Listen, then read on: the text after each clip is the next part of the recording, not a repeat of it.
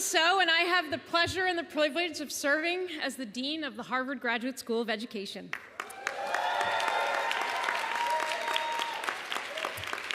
I am joined here on stage by several of my colleagues, as well as our esteemed speakers, who I will introduce as the ceremony unfolds.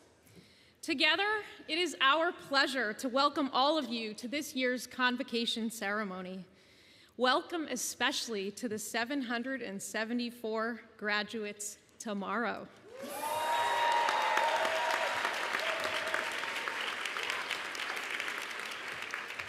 Convocation is a time for us to honor and celebrate the HGSE class of 2025. Your individual learning experiences inside and outside of the classroom, and your collective impact in education. It's also an important moment to recognize many of the outstanding individuals who have contributed to our HGSE community. Today's ceremony will begin with the presentation of this year's Morningstar Award for Excellence in Teaching, followed by the presentation of our Intellectual Contribution Awards, Marshall Awards, and the Phyllis Strimling Award. We will then hear from our faculty and student speakers, after which we will present the 2025 Alumni Council Awards. And finally, we will hear from our convocation speaker, Dr. Catherine Snow. So, to begin, it is my pleasure to present an important annual award recognizing a faculty member for their excellence in teaching, excellence in formal and informal advising, and evidence of a caring, respectful, and enthusiastic commitment to students. The Morningstar Family Teaching Award was established in 2000 with a gift from Faith Morningstar, an HGSE alumna, and her husband, the Honorable Richard Morningstar, an alumnus of the college. Faith's experience here as a student inspired her and her family to establish an award that would not only recognize great teaching, but also those faculty members who helped to create that supportive environment in which students thrive. Please join me in thanking the Morningstar family for their steadfast support of teaching and advising here at HGSE.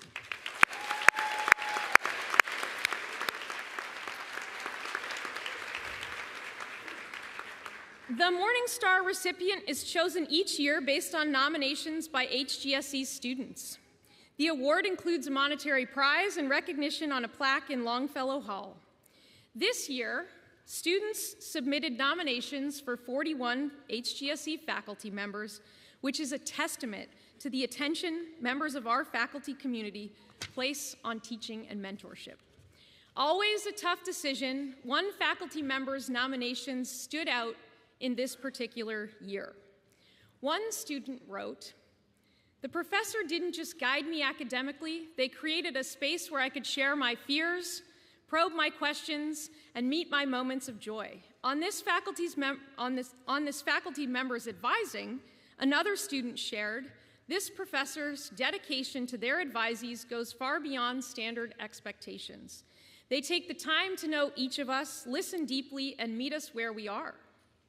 This person's approach to advising embodies the same principles as in their classes: collaboration, respect, and the creation of safe spaces for dialogue and growth. These aren't just classroom ideas, they are woven into the way this professor shows up in every interaction." And this last one just about sums it up. This professor made Harvard feel like home. With that, I am delighted to share that this year's Morningstar Award winner is Kathy Boudet.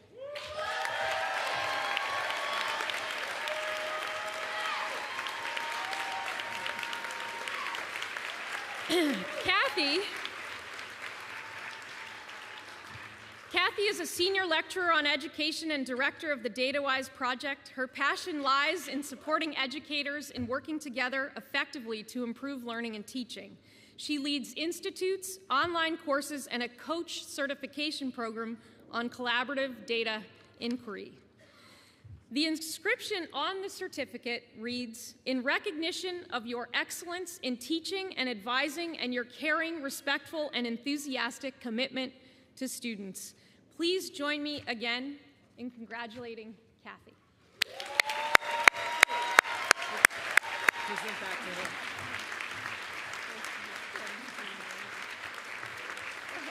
All right. Congrats.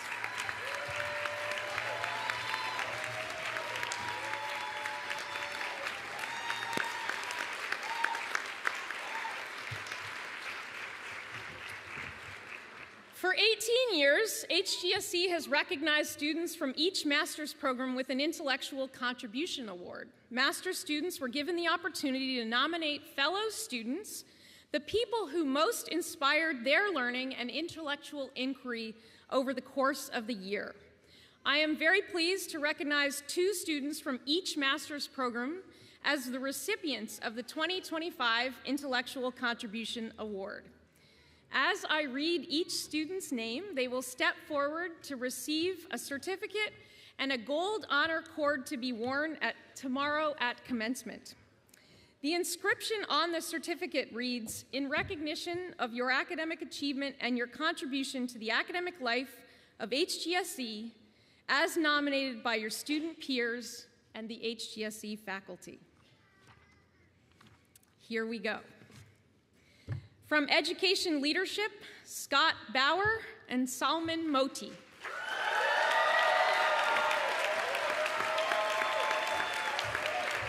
Education Leadership, Organizations and Entrepreneurship, Pavani Ayinompudi and Swaji Priyadarshi.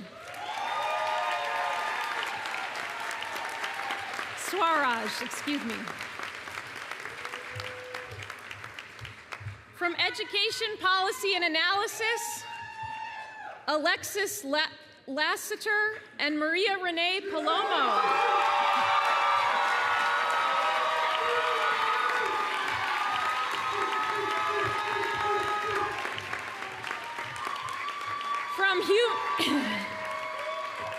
From Human Development and Education, Jean Lee Lim and Ink Tana Jaro.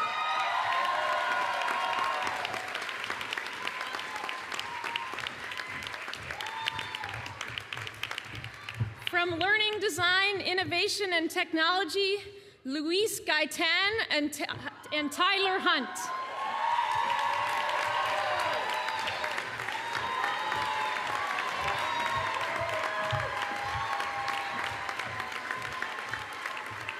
And from Teaching and Teacher Leadership, Peyton, Aiken, and Ben Essenstad.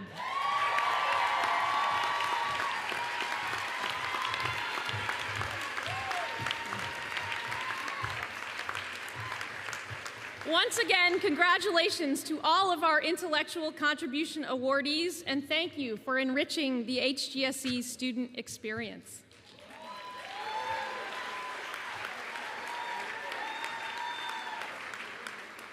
It is now my pleasure to present the 2025 Commencement Marshals.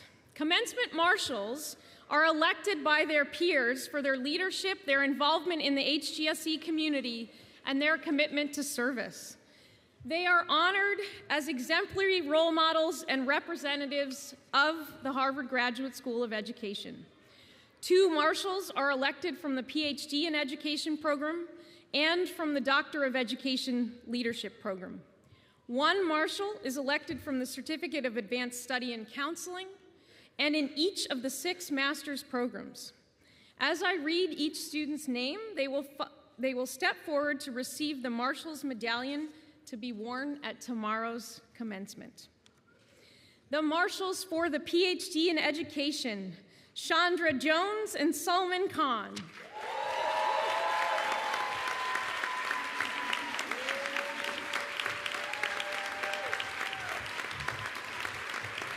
The marshals for the Doctor of Education Leadership program, Jasmine Fernandez and Tristal Watson.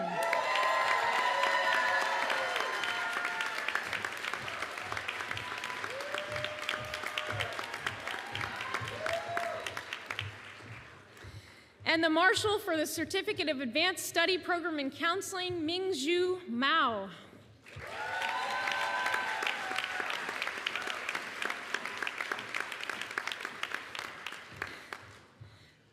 and the Marshals for the Master of Education, Education Leadership, Peely Lindley.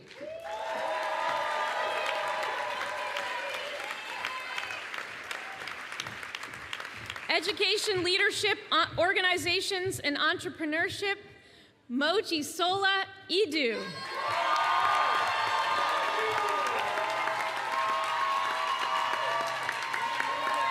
Hey, Mo. Education Policy and Analysis, Deborah Menyer Nunez.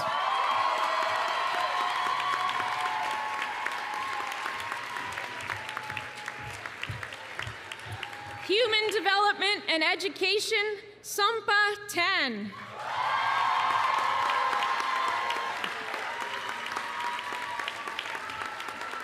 Learning, Design, Innovation, and Technology, Irene Koo.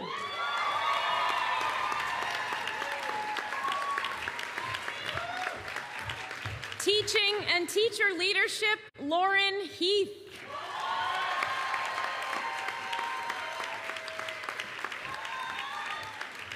Congratulations to all of our marshals.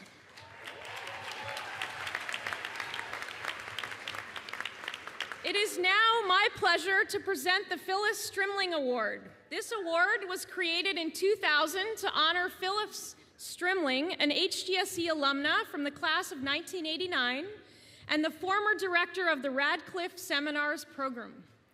I am so pleased to welcome Phyllis to today's convocation, as well as Holly Weeks, Rob Scalia, and Neil Yanofsky, the three former Radcliffe Seminar faculty who created the award.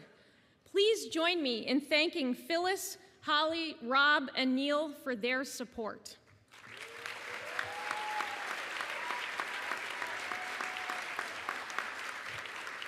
The Phyllis Strimling Award recognizes an HGSE student who works to advance society by advancing women, demonstrates inclusive leadership and is inspirational to others, promotes community as a management approach, and demonstrates the ability to employ multiple perspectives in sound decision-making.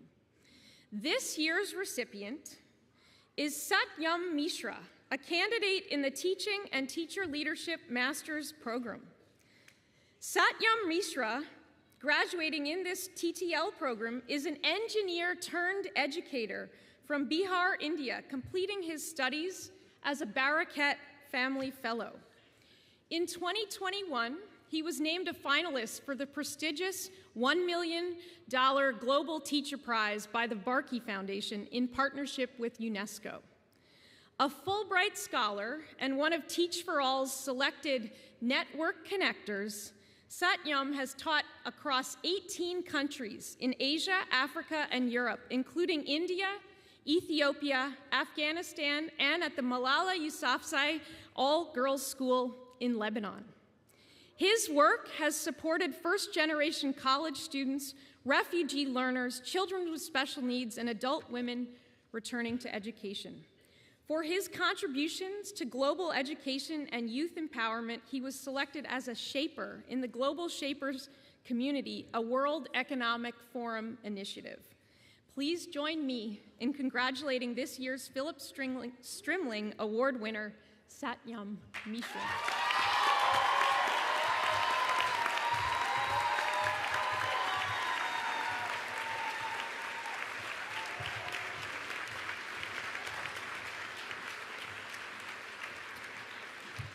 I would now like to take a moment to thank this year's cohort of Equity and Inclusion Fellows. This program provides a range of learning experiences for students who are invested in collaborating across difference to catalyze change. Through ongoing training and support, fellows co-design and facilitate workshops for members of the Harvard community and beyond. The fellows have been taught and supported by Human Haruni, an HGSE lecturer on education. This year, the 15 fellows worked with 12 school districts in Massachusetts, the Boston Museum of Fine Arts, various hospitals and nonprofits, and conducted initiatives in the Cambridge Public Schools, at the Massachusetts Department of Elementary and Secondary Education, at the Cambridge Health Alliance, and the Office of Boston Mayor Michelle Wu. I'd like to recognize the training and resources they have provided on key issues here at HGSE and in local communities. Would the fellows and Human please stand so we can show our appreciation for their service?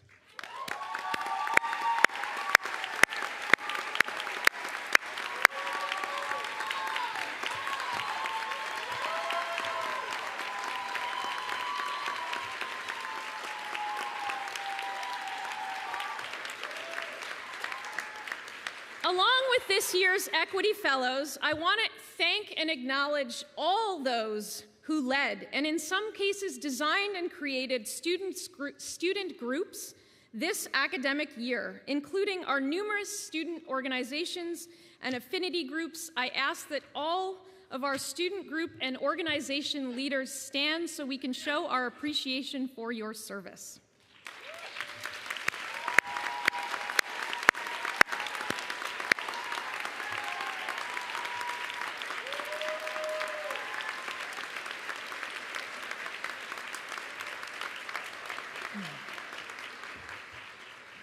And on the subject of contributions, it has been inspiring to witness the ways you, the class of 2025, have supported one another, and just as inspiring to see how you've chosen to support the students who will follow in your footsteps.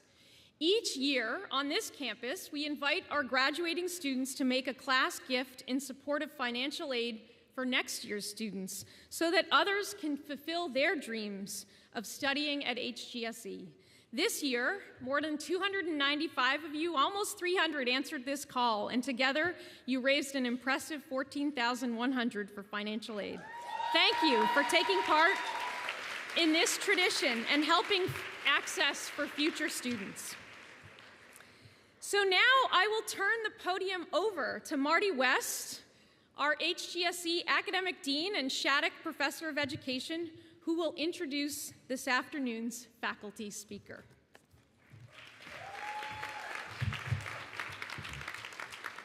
Good afternoon. It's now my pleasure to introduce our 2025 Commencement Faculty Speaker, Lecturer on Education, David Docterman.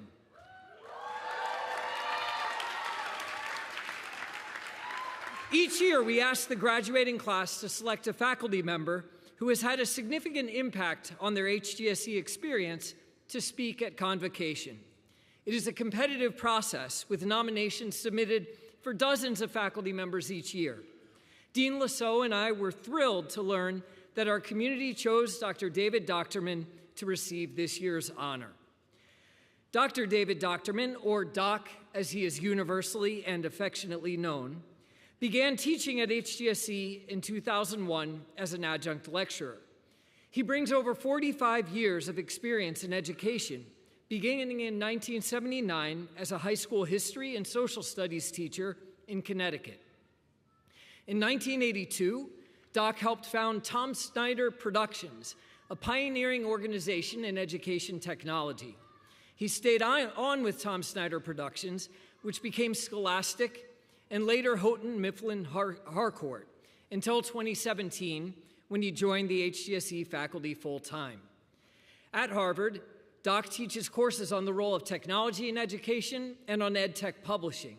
His course, Impact by Design, Projects in Education Technology, which he's taught for over 20 years, guides students on how to use evidence to inform learning design and how to foster an iterative, agile approach to evidence-based innovation.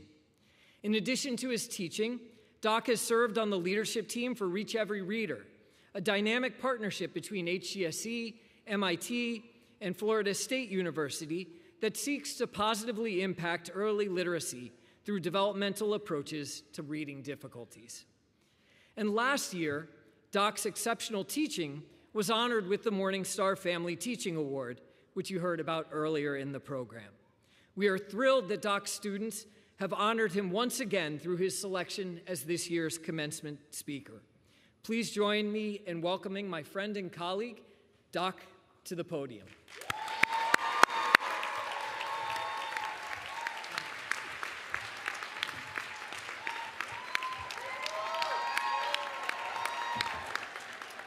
Thank you, Marty.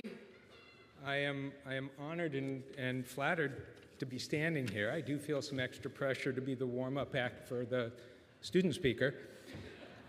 Since the reason I'm standing here is because of my teaching, I thought I would share why I love doing it.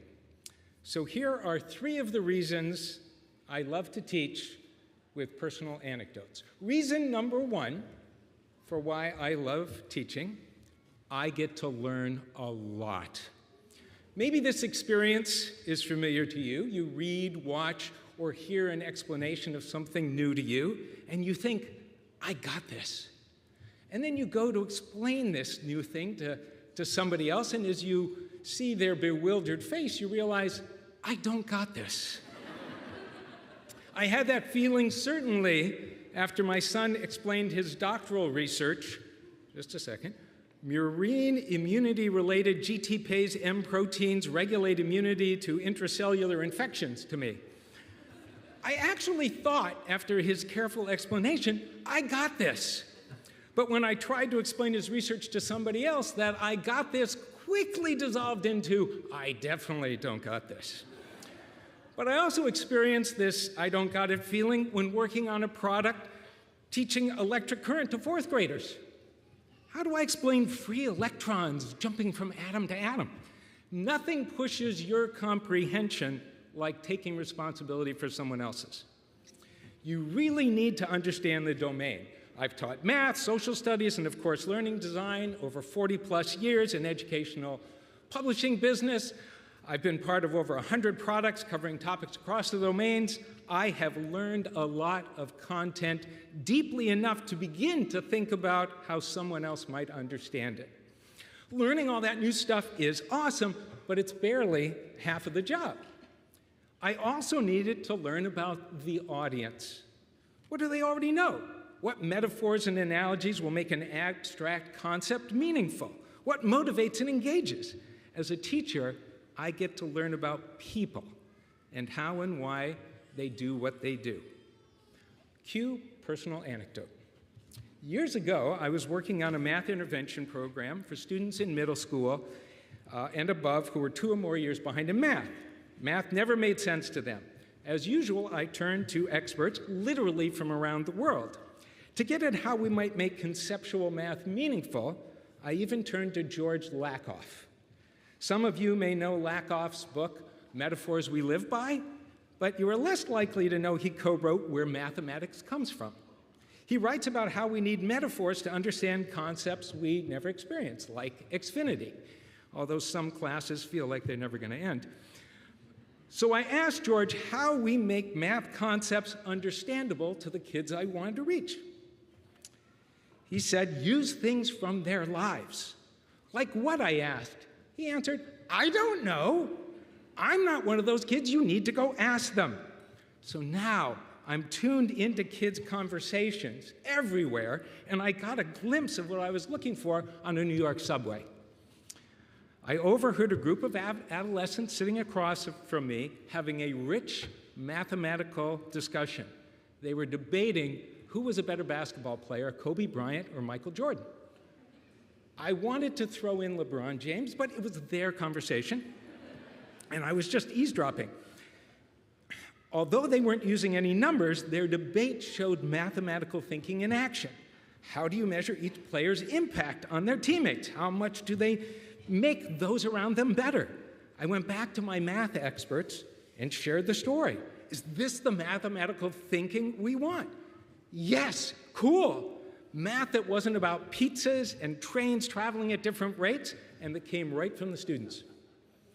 Working with students from around the world is especially awesome learning for me. You are wonderfully diverse. Thanks, students. I learn more from you every year than you learn from me. Reason number 2 why I love teaching. I want to give a shout out to my 3D group this spring. Anybody here? Yes. You guys rocked. I loved it. Our topic was personalized learning, and I loved our conversations and willingness to disagree, so many different perspectives. We made this nice distinction between individualized education, giving each student the right challenge and content at the right time, and personalized education, tapping the interests and personal characteristics of each student to make learning more engaging and relevant. When the members of the 3D group, though, talked about classes that moved them, they weren't individualized or personalized, they were personal.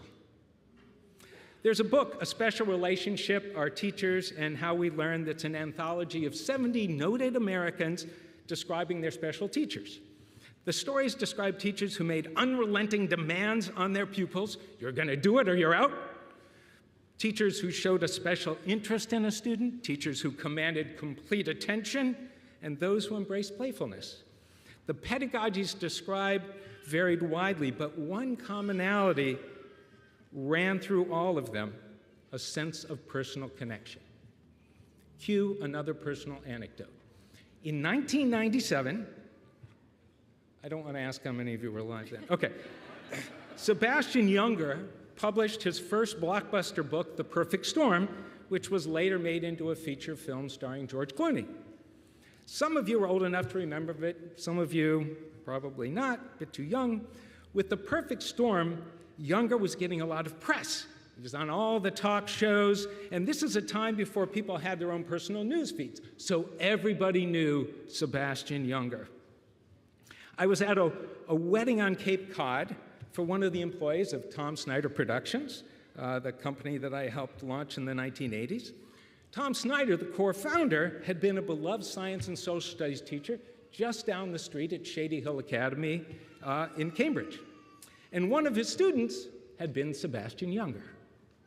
At the wedding, I kidded Tom about being old, having a former student who is now a literary celebrity. What old means changes as you get older, you'll see. The morning after the wedding, I took a walk through the town, and who should be sitting at a table outside the local bookstore waiting to sign books? Sebastian Junger.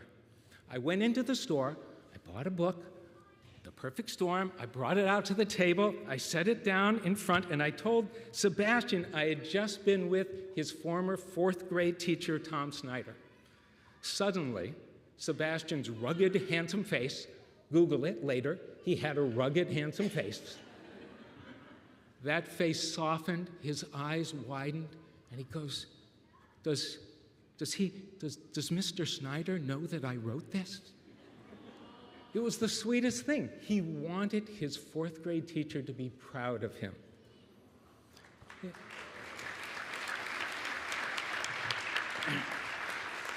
It's so sweet, but now I worry about the day when children will long for their AI chatbots to be proud of them. Maybe technology can productively individualize and personalize, but please, let's keep the personal human. I've spent a long, successful career in ed tech. The tech doesn't care. It can't. We can.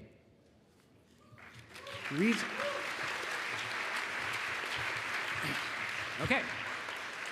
Reason number 3, last reason, but not the last reason, the last one I'm going to talk about, that I love teaching. You never know. Those of us who have been teachers can likely recount a story of someone approaching us at a conference or an event or even on the street and telling us how we changed their lives. And we say, oh, wow, and wonder, who are you? Junlei Lee can tell you all about the power of small acts. You just never know what and when something, an explanation, a touch on the shoulder, a compliment, a critique, will click. So I always try to be present and thankful. Cue final anecdote. There was a time when I would annually attend a small conference at UCLA hosted by an evaluation organization called CREST. Some of you faculty may be familiar. One year, an aging academic named Dr. Edmund Gordon gave the lunchtime keynote. Dr. Gordon is now 103 years old. and his passion for fairness and respect for learner diversity has never wavered.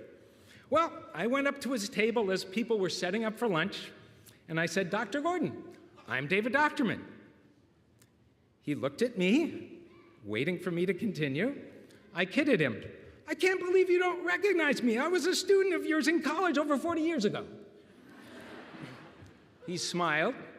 I continued, "I just want you to know that you helped set me on a path in education that I continue to follow today.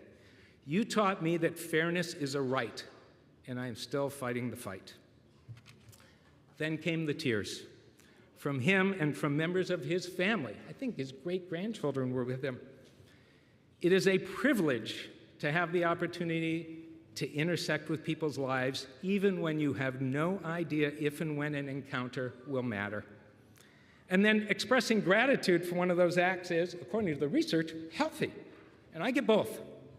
As a teacher, I get so many chances to unknowingly influence a life, hopefully in a positive way, and I get to acknowledge how much I learn each year from students and colleagues. And when I can, I get to thank a prior teacher too. I love to learn, I value the personal connections, and I thank you, parents, family members, friends, for sharing students with us. And I thank you, students, for all you have given me. Congratulations, class of 25.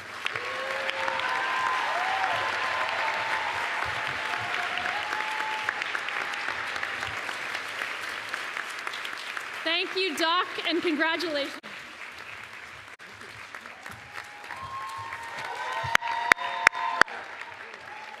I would now like to introduce our student speaker, C. Emmanuel Wright. Emmanuel was chosen by our selection committee of faculty, staff, and students to be this year's speaker. Before joining our community, Emmanuel, a proud first-generation college student from Greensboro, North Carolina, worked at the intersection of educational equity, public policy, and government relations through roles with the UNC system and the American Council on Education. Here at HGSE, Emmanuel is graduating from the Learning Design, Innovation, and Technology program, where he has focused on designing human-centered learning experiences that harness the power of narrative, technology, and community to drive systems change. During his time at Harvard, he served as co-president of the Black Student Union, founded a storytelling initiative titled Personal Statement, and began producing a documentary amplifying the voices of Black students and educators across Massachusetts.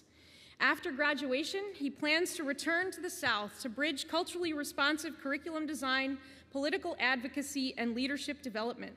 He seeks to equip communities not just with narrative tools, but with the belief that their stories can disrupt, redefine, and rebuild. Emmanuel credits his success to the unwavering love of his family, the mentorship of educators and elders, and the legacy of resilience passed down through generations. Please join me in welcoming C. Emmanuel Wright to the podium.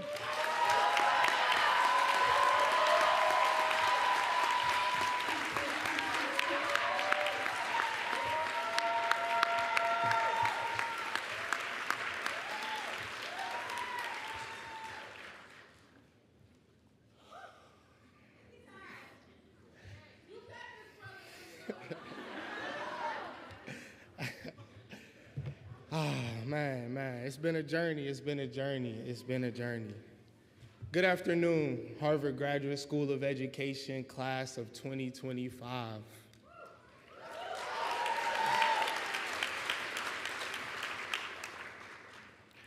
Let's take a moment of silence for all of the lives lost and all of the lives gained during this journey we've been on this past 10 months.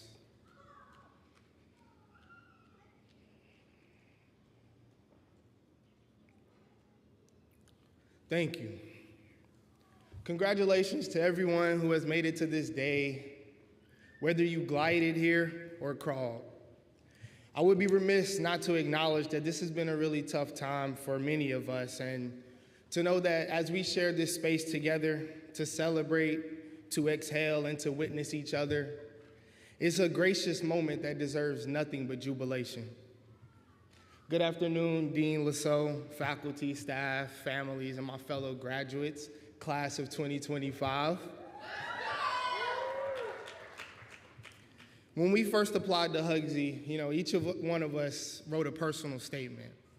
And that story was really about who we were, what we believed in, and what we thought was bringing us to the edge of this opportunity. Mine personally began with a deep belief that education was more than a pathway out. It was a way back. Back to community, back to purpose, and back to self. I wrote about growing up without generational wealth, but with generational wisdom. And I dreamed of Harvard, not as a destination, but as a doorway, to build a future where students who look like me don't just survive the system, they redefine it.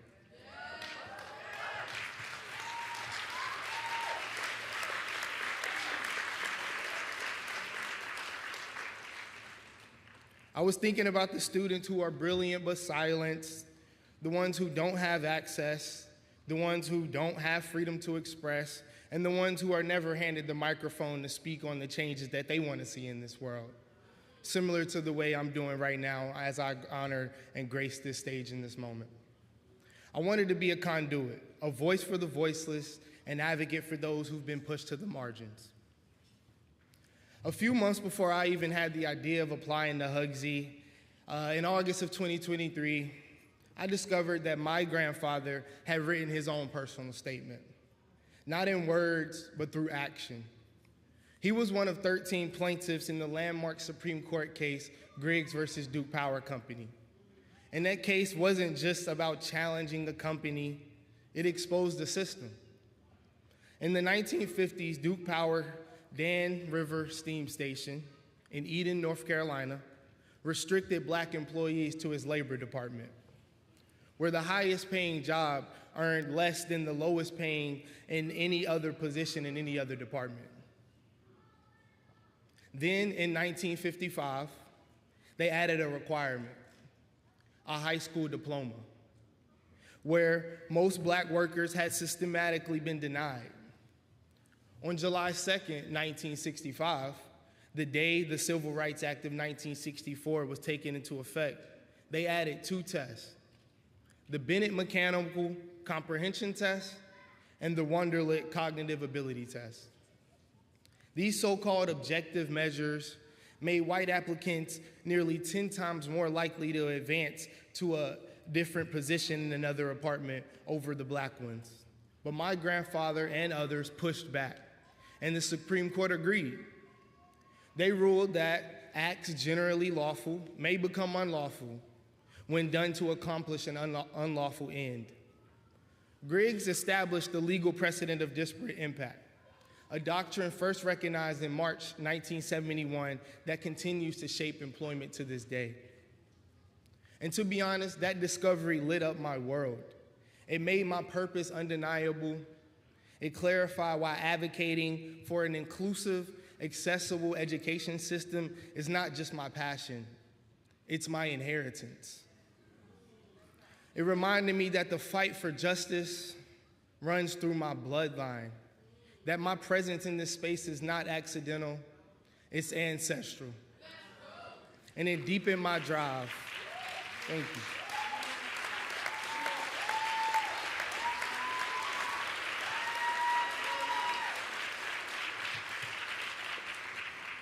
It deepened my drive to understanding that when I am doing this to lever these systemic transformation, it's not just incremental change. So when I learned about this, something in me locked in. The fight for justice was no longer abstract. I realized that education is one of the very few fields where advocacy, policy, and personal transformation still converge. This is my lane. This is my fight. And I've been chosen to represent, and I do so with pride, with pressure, and with purpose.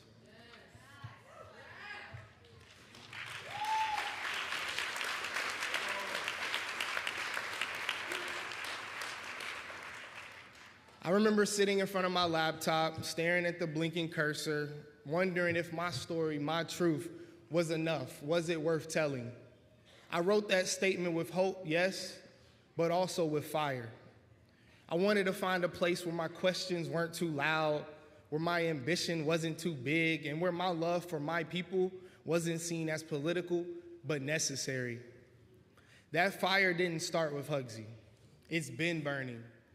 The difference now, it's been fueled, fanned with something bigger, brighter, by being surrounded by such greatness. Because iron sharpens iron.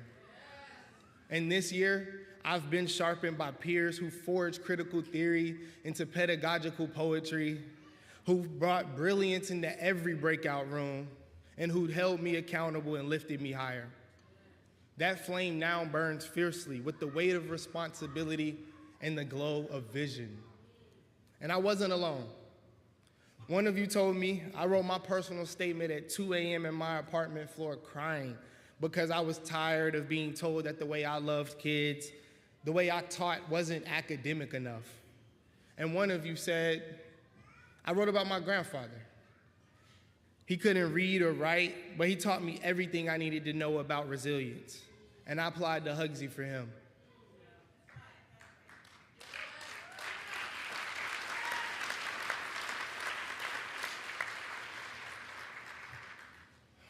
Some of us wrote about leaving jobs, crossing borders, and surviving pandemics and grief, navigating systems that truly just weren't built for us, but still showing up, still believing that education can be liberation. And then we got here, to Harvard, where, let's be honest, sometimes it felt like we were trying to squeeze our full, complicated lives into a 500-word Canvas post, or where imposter syndrome wasn't a theory, it was just a regular Tuesday. But it's also where we met each other, and where we sat in circles and we named our fears, where we unlearned and relearned, and through it all was challenged deeply by the academic rigor this place demanded. In our core courses, we rooted ourselves in the science of how people learn, paired with the framework of universal design for learning, to create practices that could reach the masses, young and old. Those foundational classes we took in August laid the groundwork for leading change through an evidence-based lens, and they really gave us not just content, but context. A sharper understanding of how theory truly fuels transformation. The perspectives and skills we gained weren't abstract, they were tools. Tools we now carry forward to dismantle inequity and design for belonging, especially for those most impacted by the very systems of discrimination that we study here.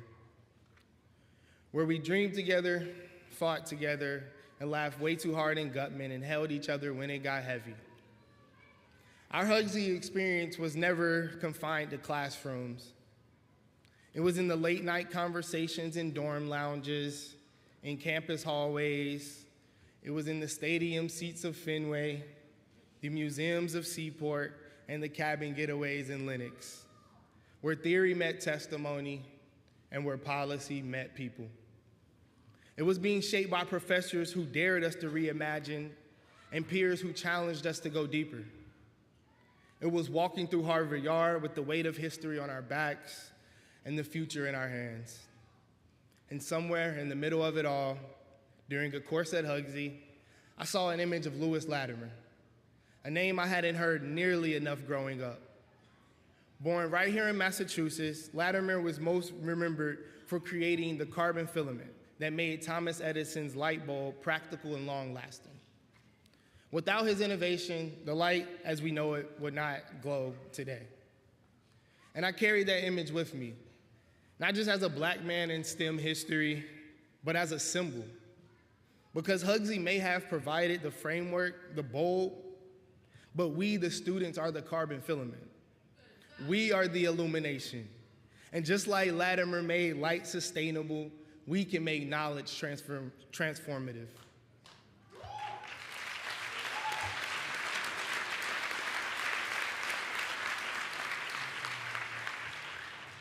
The spark within us was already there. HGSE didn't give us that, but what this place did do was connect us to an electric current of ideas, people, and purpose, powerful enough to invoke the next great phenomenon. May we each become our own light bulb, not just conductors of brilliance, but catalysts of change, grounded in truth, charged with vision, and divinely positioned to illuminate a new path forward in whatever form that may take. Because this is where our personal statements become a collective story. A story of future school leaders, policy changers, curriculum designers, youth organizers, and data reimaginers, who don't just want to close gaps, but open new doors, who don't just want to fix education, but transform the systems that uphold the status quo. Because we are not just a part of this education system. We are a part of a larger movement, one that challenges what is possible in a world that too often tells us to settle for what is. And now, we leave this place in a moment of uncertainty, in a world where books are being banned faster than they're being read, where diversity is being politicized, and where educators are being told to stay in their lane, to teach neutrality when our communities need truth. The legacy of that case, of my grandfather's fight, is not just history. It is a prophecy. Because today we are seeing the exact same tactics return, dressed in new clothes. Policies that seem neutral but disproportionately punish marginalized communities. Tests of worthiness, standards not designed for equity but exclusion. It has been 2 months since Mahmoud Khalil, a student activist at Columbia University, was detained in an immigration facility in Louisiana. He wrote a letter welcoming his newborn son. In it, he asked, why do faceless politicians have the power to strip human beings of their divine moments? That question does not just haunt, it exposes. It reminds us that the violence we fight is embedded in the systems that surround us, systems designed to surveil, to silence, and to discipline anyone who dares to speak truths institutions would rather suppress. We must fight for a future where no one is forced to write their joy through the bars of a cell, where no one's divine moments are denied by design. That letter was not just for his son, it was for all of us. And our task now is not to just remember it, but to respond. There is an overreach, and not just of government, but of fear. And in moments like this, the questions become, will we fold or will we rise? I say we rise.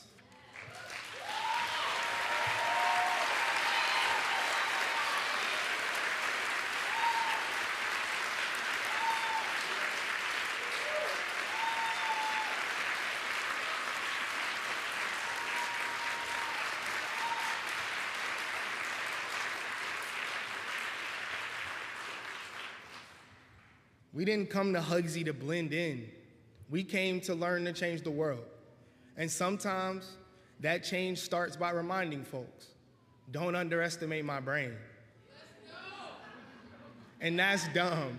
A little play on words, but a big reminder. We are not just thinkers. We are builders, innovators, disruptors, dreamers with degrees. We know that education is not neutral. It is political. And it is personal, and it is powerful. This story includes the friend who helped you with your stats homework, the one who said you got this before your cohort presentation, and the one who just invited you over for dinner when you just didn't want to eat alone. Because yes, Harvard did give us classes, but we gave each other community. And that's what I want to leave us with today. A charge, but also a truth. Our stories are not finished. The personal statement was the beginning, not the whole book. From here, we keep writing, not just for ourselves, but for the students, the families, the movements waiting on our pages. So let's tell better stories, louder, prouder, and more honest. Let's write chapters filled with joy, with justice, and imagination, and let's write them together. Congratulations, class of 2025. We are the authors now.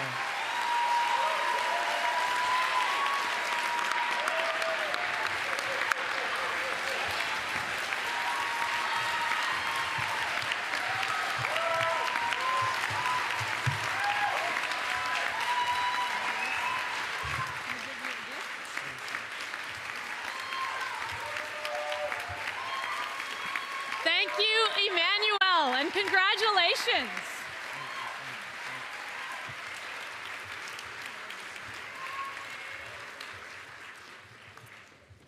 And it is now my distinct pleasure to introduce the co-chair of the Alumni Council, Dr. Karen Jackson Weaver, who will present the 2025 Alumni Awards.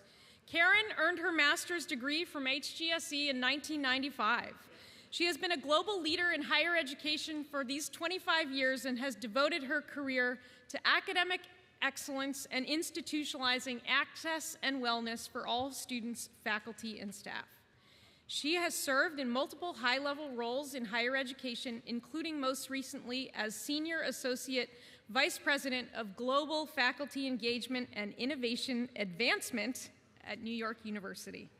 I want to thank Karen and the rest of the Alumni Council for their hard work this year and their continued dedication to HGSE's mission. Please join me in welcoming Karen.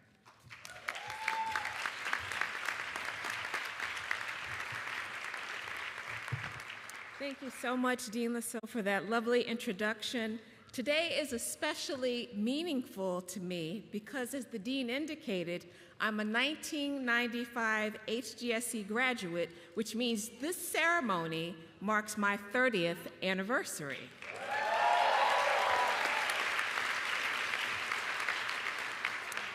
So, class of 2025, I am delighted and thrilled to welcome each and every one of you to the HGSE alumni community. Congratulations.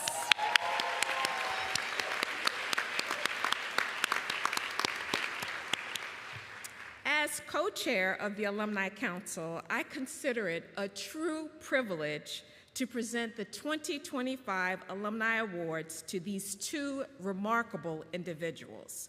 First, please join me in recognizing Dr. Patrick Tutwiler, EDM 2000, as the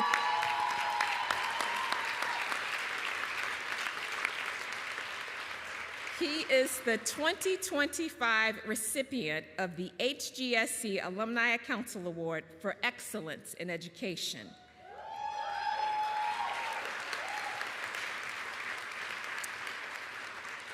Dr. Tutwiler embodies what it means to lead with purpose, equity, and unwavering dedication to learners of all backgrounds.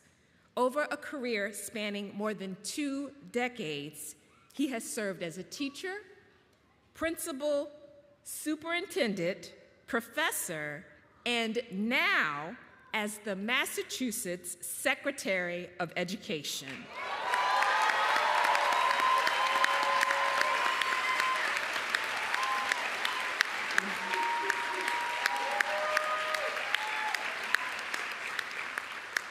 As many of you know, that is the highest education office in the Commonwealth.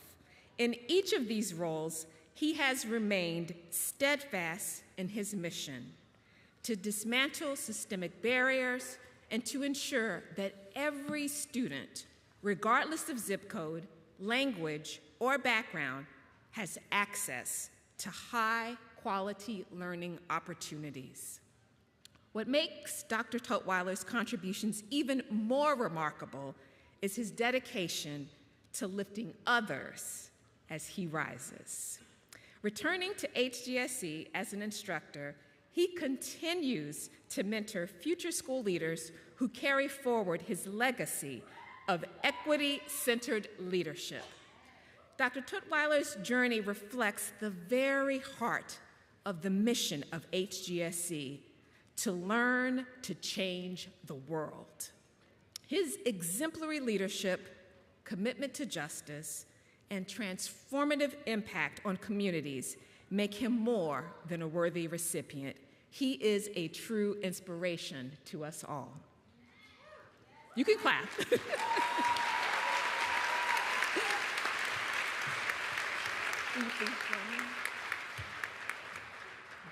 For these and other profound and future contributions to education, it is with great honor to bestow the 2025 HGSE Alumni Council Award for Excellence in Education upon Dr. Patrick Tutwiler. Congratulations. Smile for the camera. Congratulations. Thank you so much. I appreciate it. Thank you. Now for our next award. The 2025 HGSE Alumni Council Award for Impact in Education recognizes an alum who successfully created and/or implemented work that has demonstrably impacted the field of education. It is with great admiration and pride that we recognize this year's recipient, Dr. Young Jung, EDM class of 2011. Dr. Jung, will you please stand?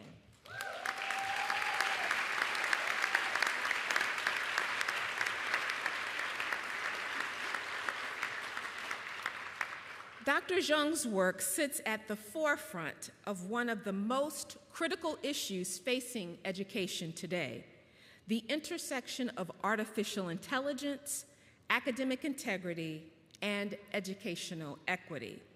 As a research scientist at the Educational Testing Service, also known as ETS, she brings a powerful combination of technical expertise, ethical vision, and a deep commitment to fairness in learning. Her work is not only scientifically rigorous, but also deeply human-centered. Whether it's ensuring that detection tools don't unfairly target non-native English speakers, or designing new methods using keystroke data that show minimal bias across diverse groups, Dr. Jung is helping educators and policymakers respond to the realities of AI with solutions grounded in empirical evidence and guided by ethical responsibility. Beyond the lab, the reach of her scholarship has been extraordinary. Published in leading journals and shared at esteemed conferences such as AERA and NCME, her research is already influencing educational policy and classroom practice on a global scale. Her insights are shaping new standards for how we think about student learning, assessment design, and the responsible use of technology in education. Dr. Jung, your visionary leadership, innovative spirit, and long-lasting impact on the future of education are inspiring. Will you please join me at the podium?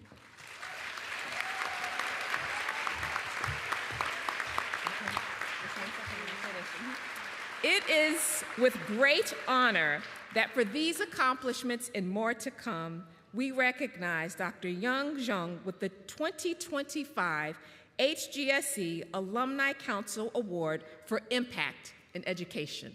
Congratulations. Thank you so much. Are you going to smile? All right. Thank you so much. Wonderful. Thank you, Karen, and congratulations once again to Patrick and Young. It is now my great honor and pleasure to welcome our 2025 Convocation Speaker, Dr. Catherine Snow.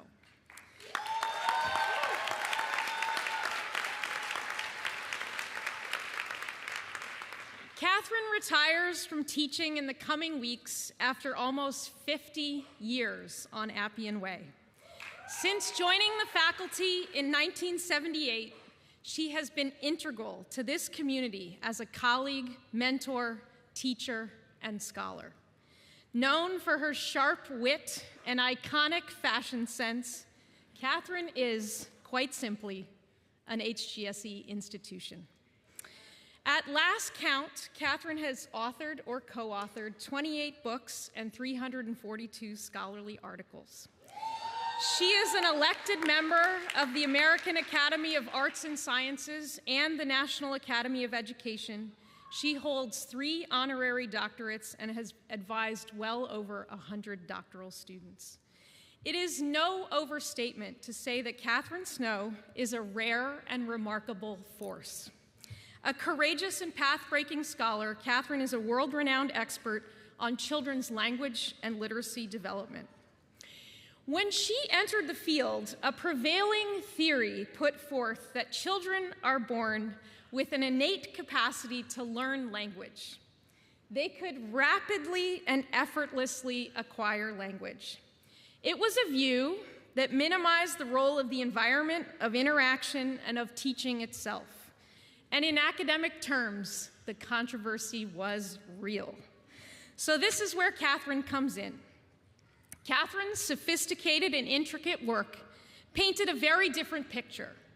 Her research documented the role of language interactions, those back and forth exchanges among adults and children, and the role of many other linguistic features of their environment in shaping children's language development and then their later reading development. It sounds so straightforward now, but we must not take for granted the insights that Catherine's research produced. Her scholarship was transformative. And so, as the field of early language and literacy development then took off, Catherine turned her focus to practice, bringing linguistic research into classrooms and making it readily accessible for teachers. In 2009, she launched the Strategic Education Research Partnership, bringing researchers and educators together to tackle real-world challenges. SERP, as it's affectionately known, has since developed instructional programs and tools that advance innovative classroom practices worldwide. Here again, it's easy to think about this work as natural and logical, but this initiative, more than 15 years ago, ushered in yet another new era. These now common research practice partnerships have been vital to our understanding of cultivating learners' language and reading development all across the world. And finally, core to the Ed School's mission, Catherine's scientific insights and findings connect squarely to some of today's most pressing educational challenges. Her work has shed light on the cognitive benefits of discussion and discourse that allows us to examine alternative viewpoints and that put us in the position to change our minds. Similarly, she has tackled what it means to learn from someone with whom we disagree. And in so doing, she has extracted the educational principles by which this kind of learning and teaching can happen productively in classrooms for learners of all ages. Perhaps even Catherine couldn't have imagined how sorely we now need this very work at this very moment.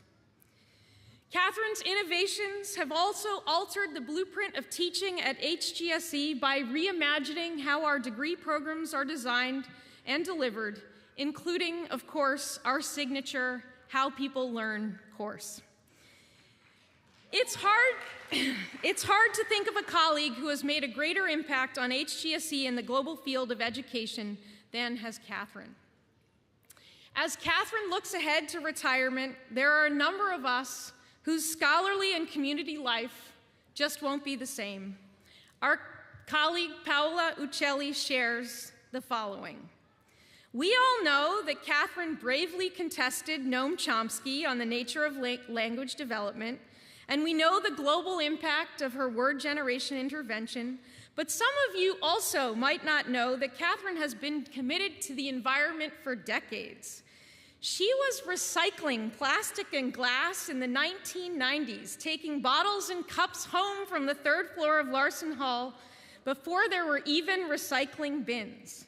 She was a pioneer in open source data sharing for decades before that movement. And closer to home, Catherine was part of an amazing team of intellectual architects who created for us a human development program like no other. And I know that Paola's sentiments represent those of so many of us here today. Finally, before Catherine speaks, I want to take a moment to acknowledge a very special guest with us today, her brother, the Honorable John Snow, 73rd Secretary of the U.S. Treasury. In 2018, John's generous gift to HGSE establish the PhD in Education, Language and Literacy Fellowship Fund in Catherine's honor, a lasting tribute to her remarkable legacy. As Catherine retires, it's only fitting that this fund now be known as the Catherine Snow PhD in Education, Language and Literacy Fellowship. Thank you, John.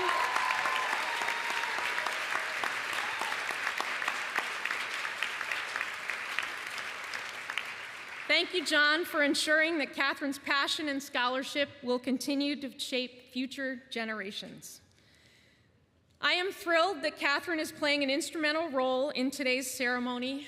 Please join me in welcoming her to the podium.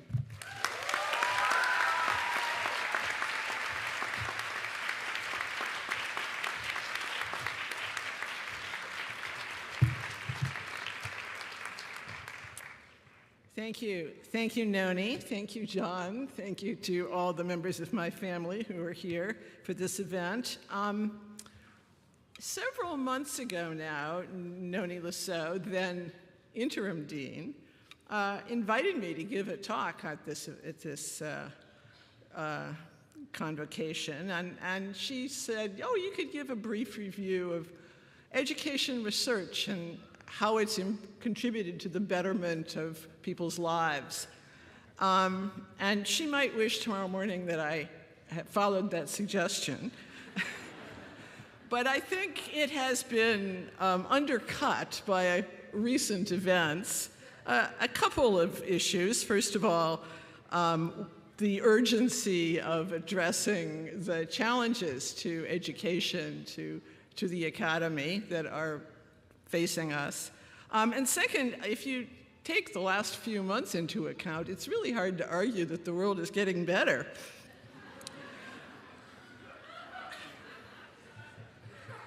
So I'm faced with a little bit of a challenge. What message can I formulate here that does not taint what should be a day of joy and pride for all of the graduates and for their families and for those of us on the faculty who've helped push them along,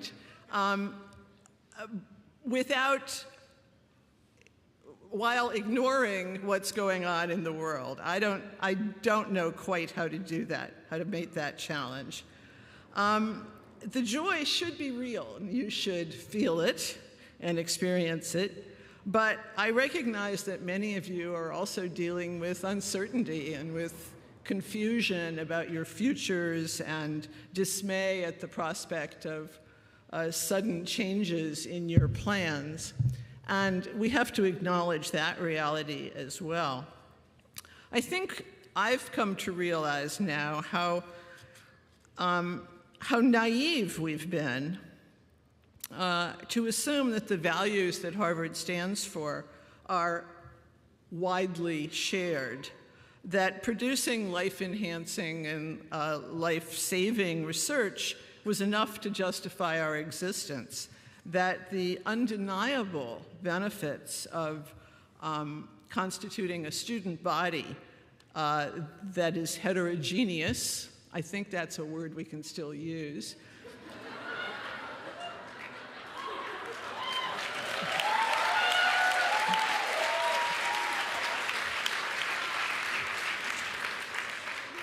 heterogeneous in national origins, in ethnicity, in language, in culture and experience, that those benefits would be obvious to all. It seems, though, that we have failed somehow to communicate our strongest commitment and deepest values in ways that make sense to many of our fellow citizens. And that is our failure. Perhaps our focus on performative actions, on pronouns and anti-racist workshops and diversity slogans has masked the degree to which those performances represent, however inadequately, deep commitments to shared values, to an effort to create a world in which words like marginalized and minoritized are no longer necessary, and in which diversity is valued for its undeniable contributions to a group's effective functioning and to individuals' critical thinking. And that those inherent values are far more important, should be emphasized far more than the utility of heterogeneity in raising our scores on some external metric of institutional climate. So today, I offer you, the graduates, not just my congratulations, but also my admiration. You are entering a less welcoming and more challenging world than I faced when I finished my graduate training in, listen carefully, you might not believe it, 1971.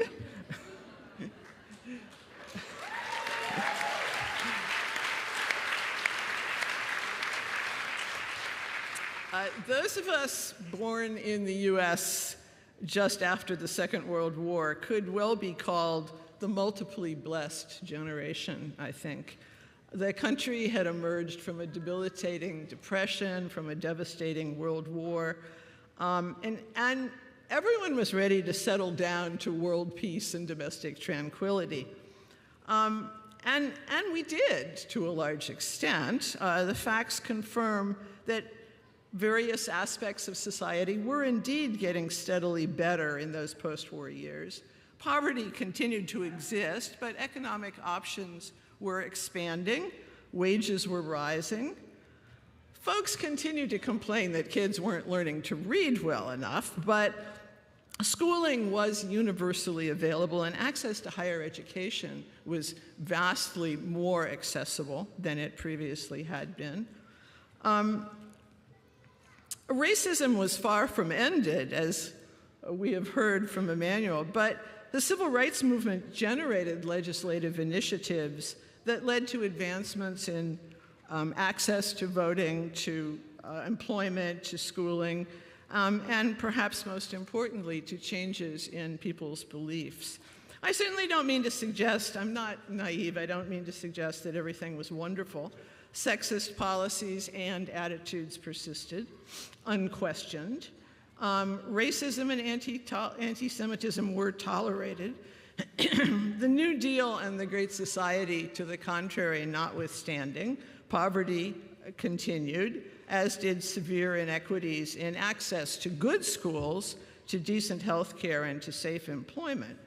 The Cold War loomed over us, the blessed generation. We weren't participating in drills to prepare us for school shootings, but we did practice crouching under our desks in case of a nuclear attack, a practice that even in third grade we understood was going to be completely ineffective if an atom bomb went off.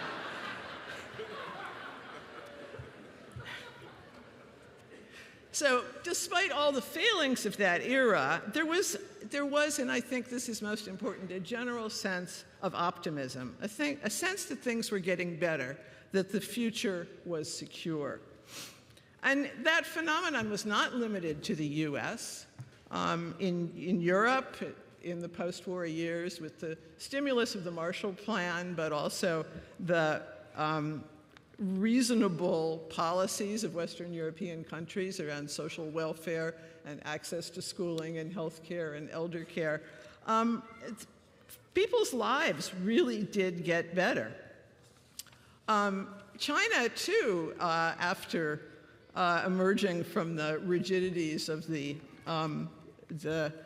planned economy, started in about 1978 to adopt a mixed economy that allowed for foreign investment and private enterprise, but very importantly, used the surplus generated by that new mixed economy to ensure early childhood education was accessible to children in the most remote regions of the country, to ensure that university access would be increased,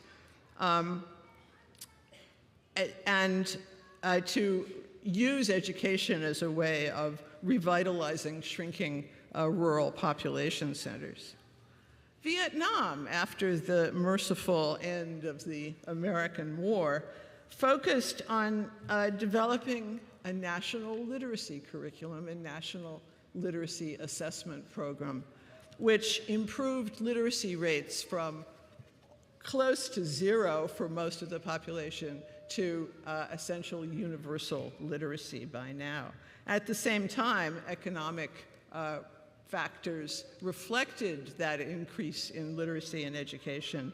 In 1990, 80% of the Vietnamese population was living in poverty, and in 2018 that had declined to 8%, not unrelated to the educational advances.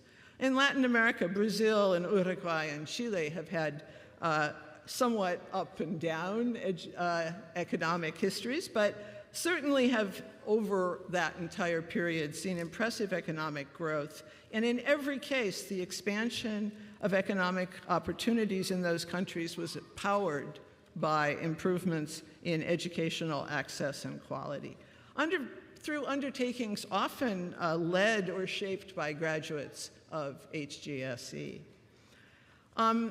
So there have been improvements not just in the quality of life, not just in the US, but around the world, and that is a wonderful boon to us at Harvard because it means that students from all over the world are now prepared educationally and financially to come join us here to expand our horizons and share their perspectives with us.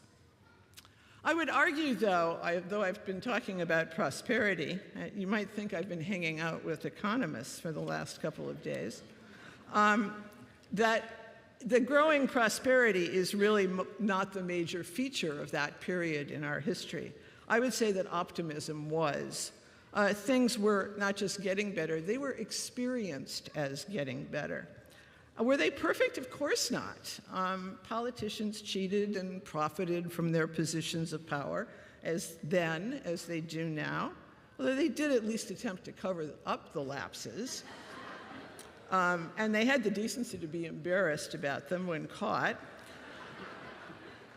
Leaders lied to us, but they could get called out on their lies because there was a shared recognition of the difference between truth and fantasy, rather than a widespread participation in fiction reinforcement procedures.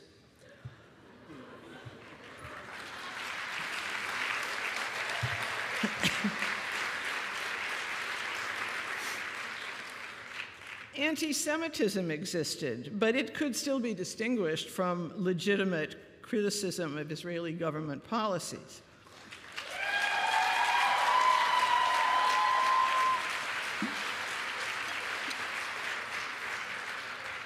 Party politics could be vicious, but even no matter what they said in public, Democrats and Republicans in the House and the Senate ate lunch together and played squash together and attended each other's birthday parties. Scientific misconduct existed, but it was not seen as an excuse to demolish entire structures focused on improving health or education outcomes. In other words, there was a general presupposition of goodwill that licensed disagreements and kept them civil. Losing that presupposition of goodwill may be a greater threat to our well-being as a country and as a set of national societies than tariff-induced economic downturn or an unprecedented increase in the national debt. So as you go out into the world with your Harvard degrees, you might have to contend with the possibility that reality-based, fact-informed, truth-valuing culture that is characteristic of our lives here is not universal. And perhaps even that your credibility is suspect simply because of your association with an elite institution. Crimson journalist Miles Herzenhorn co-authored an op-ed in today's New York Times celebrating the new unity at Harvard across the university, across political and religious and ethnic lines. A unity which he argued was promoted and gendered by the outside attacks on the institution. But one wonders why the conversations that led to that unity, to the co-presence of pro-Palestinian and pro-Israel activists on the same stage talking about the same issues, why that conversation was not going on before the threat was mounted.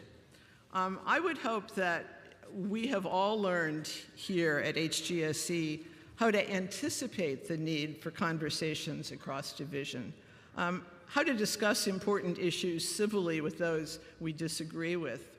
And I hope you've learned to defend the principles that we espouse here while listening to and learning from adherents of different principles.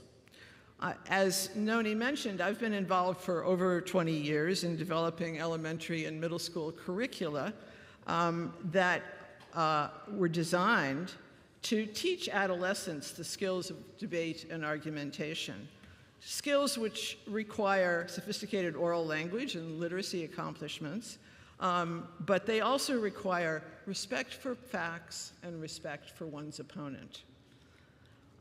Argumentation is ultimately the process of embracing disparate propositions as opportunities to learn.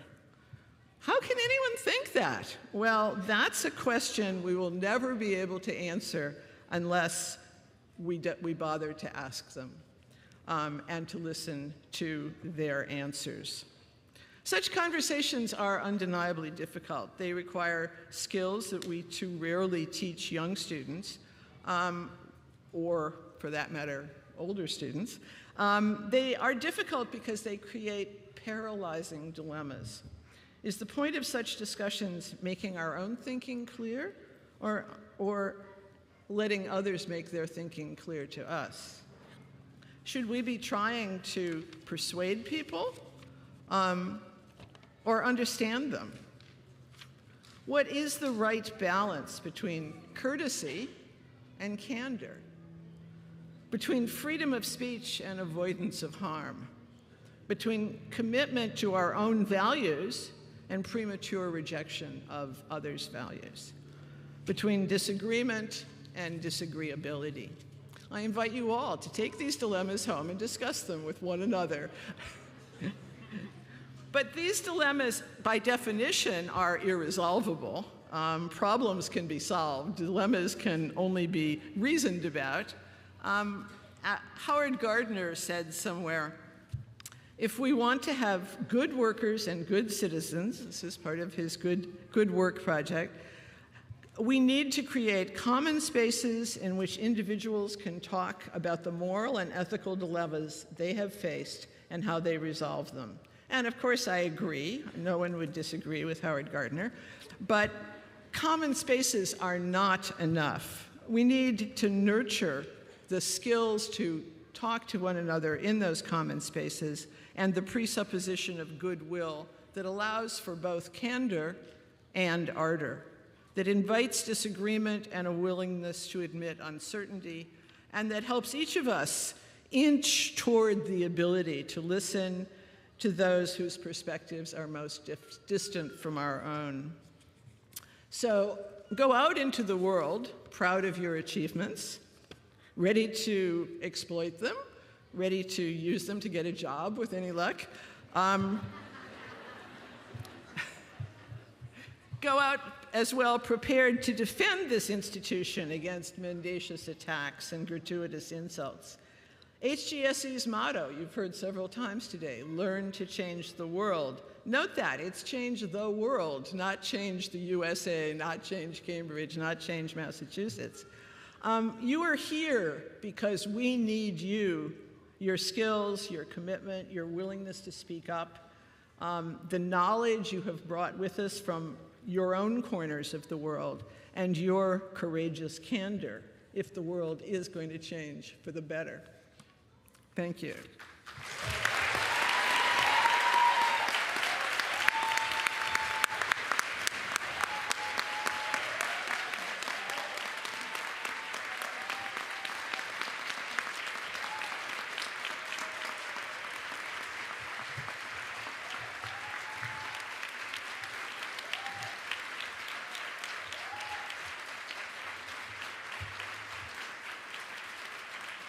Thank you, Catherine, for all you have done for the field and for our community.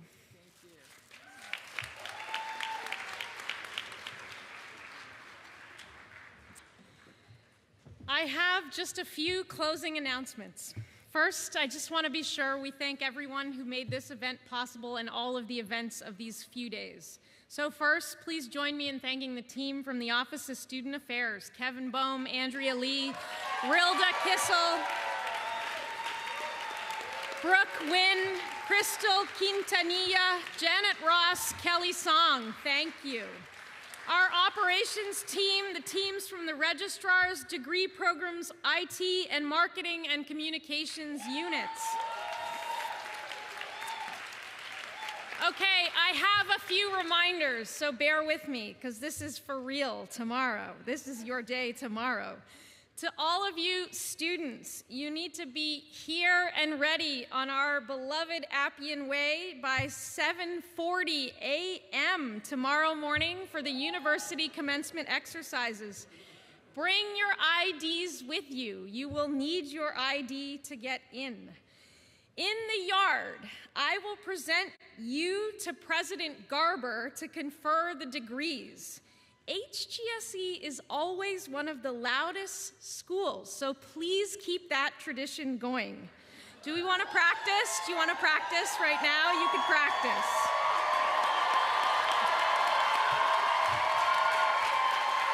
That's good. Okay, that's it. There's a block party on Appian Way that starts in just a few minutes. Enjoy, enjoy, and we'll see you tomorrow.